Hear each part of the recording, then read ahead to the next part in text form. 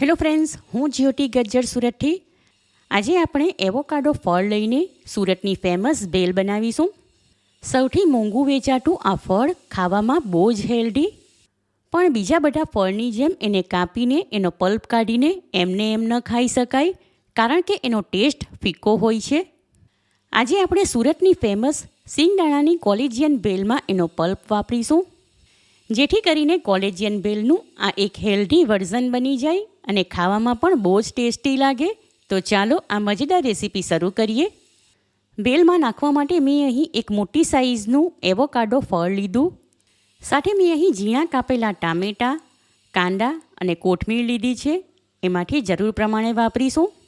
હવે સૌથી પહેલાં એવોકાડોનો ઉપરનો રીચવાળો ભાગ કાપીને હટાવી દઈએ. ત્યારબાદ એને વચ્ચેથી કાપીને એના એક સરખા 2 ભાગ કરીશું.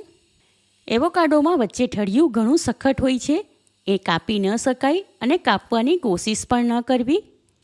એવોકાડોના 2 ભાગ કરી શકાય એ રીતે એની ઉપર વચ્ચેથી કટ લગાવી દીધો. હવે બંને ભાગને આ રીતે વિરુદ્ધ દિશામાં ફેરવીશું એટલે છૂટા પડી જશે. એમાંથી એક ભાગમાં આ બીજ કે ઠળિયું છે એને ચમચી વડે કાઢી લઈએ. ત્યારબાદ ચમચી વડે એમાંનો પલ્પ કાઢીને હમણાં એક વાસણમાં ભેગો કરીશું. બંને ભાગમાંથી પલ્પ કાઢી લીધો. હવે એની ટવેઠા વડે નાની ટુકડી કરીને પોટેટો મેસર વડે અધકચરો મેશ કરી લઈએ, જેથી કરીને ભેલ ખાતી વખતે એની ટુકડી મોઢામાં ન આવે, કારણ કે છોકરાઓને એ ન ભાવે. પણ આ રીતે એનો પલ્પ અધકચરો મેશ કરી લેવામાં આવે તો ભેલમાં નાખ્યો છે એ ખબર ન પડે.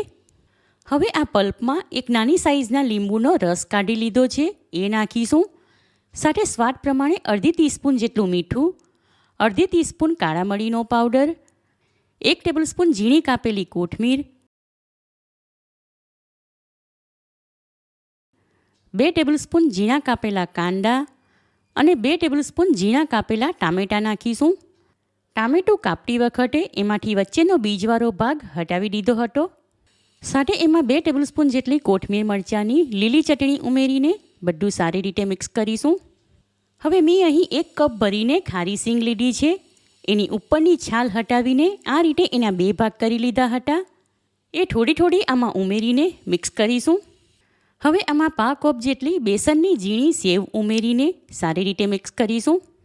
આ બધું મિક્સ કરું છું ત્યારે એમાંથી એટલી સરસ સ્મેલ આવી રહી છે કે જાણે મને તો હમણાં જ આ ભેલ ખાવાનું મન થઈ ગયું.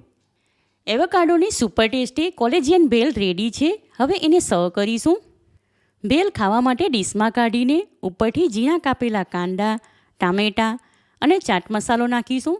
ઉપરથી સેવ અને ઝીણી કાપેલી કોથમીર નાખીને સાઈડમાં લીંબુની ચીરી મૂકીશું. પહેલાં ક્યારેય નહીં ખાધી હોય એવી આ ભેલ તમે એકવાર ચોક્કસ બનાવજો, છોકરાઓને બહુ જ ભાવશે. કોઈપણ જાતની વધારાની મહેનત વગર માત્ર 10 મિનિટમાં બનાવી શકાય એવી આ ભેલ એવોકાડો ફળ નાખ્યા વગર પણ બનાવી શકાય. અને હમણાં તો કેરીની સિઝન, માટે લીંબુના રસની જગ્યાએ ખમણેલી કાચી કેરી નાખવામાં આવે તો પણ આ ભેલ ખાવામાં બહુ જ ટેસ્ટી લાગે. તમને મારી આ રેસીપી કેવી લાગી એ કમેન્ટ કરીને જણાવો. પસંદ આવી હોય તો વિડીયોને લાઇક કરીને વધારેમાં વધારે શેર કરો. ચેનલ પર નવા હો તો સબસ્ક્રાઈબ કરીને બાજુમાં બેલ આઇકન પર ક્લિક કરો, એટલે આવનાર દરેક નવી રેસીપીનું નોટિફિકેશન તમને મળતું રહે. ફરી મળીશું એક નવી રેસીપી સાથે. Eat healthy and stay healthy.